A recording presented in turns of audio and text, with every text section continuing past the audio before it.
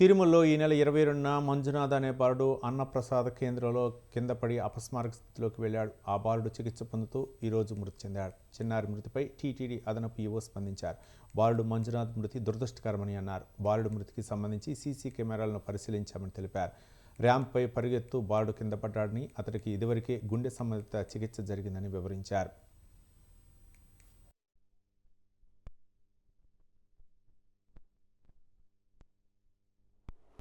వెళ్ళిపోయిన తర్వాత అతను అన్ని రకాల ఎఫర్ట్ చేసినా కానీ బట్ ఈ లాస్ట్ ఈజ్ లైఫ్.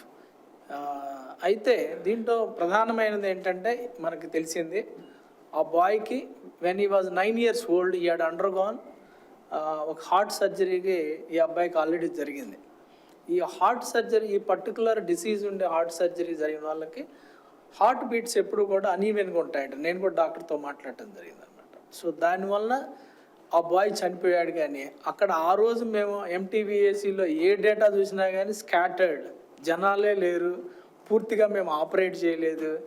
ఎక్కడా కూడా 100 మంది 50 మంది కంటే ఎక్కువ వెళ్ళి తిన్న సందర్భాలు లేవు. ఆ రోజు ఓవరాల్గా సాటర్డే మనకి కొండపైన పిలిగ్రిమ్ కూడా తక్కువగా ఉండటం జరిగింది.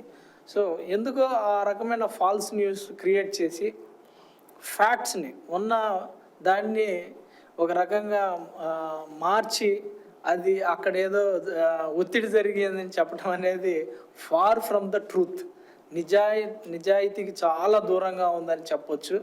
అలాగే ఏ రకమైన సందర్భంలో కూడా ఎంటీవీఏసీలో మనకు ఆ సిచ్యువేషన్ రానే రాదు. మనకు 4000 కెపాసిటీ ఉంది. మనకి 4 డిఫరెంట్ లొకేషన్లో హాల్స్ ఉంటాయి.